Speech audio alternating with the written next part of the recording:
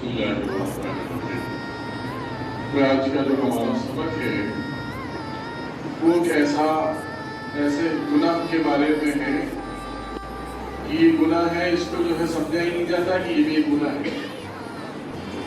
اللہ رب العزت نے قرآن میں فرمایا ما یلفظ من قول الا لدیہ رقیب عتید۔ ایک انسان زبان سے کوئی بات کہہ نہیں پاتا کہ جو ہے اس کا یعنی اللہ رب العزت نے ایک فرشتہ مقرر کر رکھا ہے۔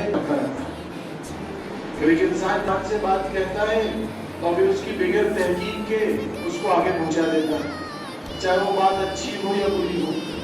اس کا جو ہے امکان 2-4 لوگوں 5 لوگوں تک ہوتا تھا، لیکن اب اس کا اسکل اتنا بڑا ہو گیا ہے کہ موبائل کے ذریعے آدمی گروپ میں اور پتہ نہیں کہاں شیئر کر دیتا ہے، اور کرنے کے بعد میں معلوم ہوتا ہے کہ یہ بات جو ہے جھوٹی تھی، اور اگر بات سچی بھی تھی تو بھی جو ہے اس کے اندر کوئی برائی ایسی تھی کہ جس کے اندر اسلام کی برائی دکھائی جا رہی ہے، جس میں کچھ جو ہے کسی کی برائی کے بارے میں بتایا جا رہا ہے۔ انسان اس کو گناہ نہیں سمجھتا اور اس کو فارورڈ کر دیتا۔ ابھی مثال کے طور پر ایک بات چلی، ابھی آپ نے دیکھا ہوگا کہ ایک بات کسی نے کہی کہ آخری رمضان المبارک کے آخری جمعے میں اگر کوئی شخص جو ہے اللہ کے رسول صلی اللہ علیہ وسلم کی طرح منسوخ کر رہا ہے، وہ شخص کہ آپ نے فرمایا نعوذ باللہ کہ اگر کوئی شخص جو ہے جمعے کے دن یعنی آخری جمعے میں جس کو الوداع کہتے ہیں، اس آخری جمعے میں اگر کوئی شخص جو ہے شب قدر ہو اور اس جمعے میں اگر کوئی نماز پڑھتا ہے،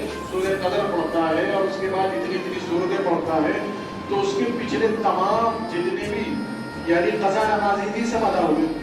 یہ آج کل بڑا چل رہا ہے، اور اس کو دیکھنے والے کم سے کم جو ہے 5-6 ملین سے زیادہ اس کے سبسکرائب بھی بڑھ گیا۔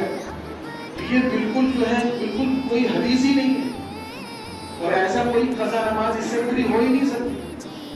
تو یہ سب باتیں کہنا، اب آپ بتائیے کہ ایک فاسق نے اللہ کے رسول صلی اللہ علیہ وسلم کے پاس کوئی خبر لے کے آیا تو آپ نے اس کو مان لیا، تو فوراً کہا کہ وَإِذْ جَاءَ فَاسِقٌ بِنَبَإٍ فَتَبَيَّنُوا۔ یہ نبی جی اگر کوئی آپ کے پاس کوئی فاسق بھی کوئی خبر لے کے آتا ہے تو آپ اس کی تحقیق کریں، علماء سے پوچھیے۔ اور لوگوں نے اس کو فارورڈ کرنا شروع کر دیا، کتنے 50-60 لاکھ لوگوں نے دیکھا اور اس پر عمل کرنا شروع کر دیا، تو بتاؤ کہ بھیجنے والا کتنا بڑا گناہ گار ہو گیا۔ اس لیے ہم کو چاہیے کہ جو ہے پہلے تحقیق کی جائے، اس چیز کی تحقیق کی جائے۔ اور دوسری بات، اگر کوئی برائی نہیں ہے تو برائی کے ختم کرنے کا واحد ذریعہ یہ ہے کہ خاموش ہو جائے۔ برائی کو جتنا تذکرہ برائی کا ہوگا اتنی برائیاں پھیلے گی۔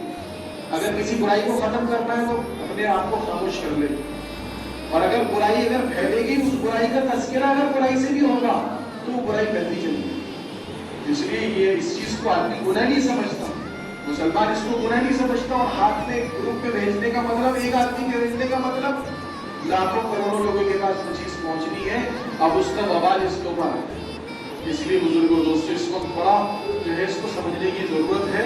کوئی بھی چیز اگر ہم کسی کو بھیجتے ہیں تو اس کی تحقیق ہو، اگر برائی ہے تو اس کو بالکل بھی وہیں خاموش کر دیا جائے، ڈیلیٹ کر دیا جائے، فوراً آگے بتایا جائے کہ یہ چیز پھیلانے کی نہیں۔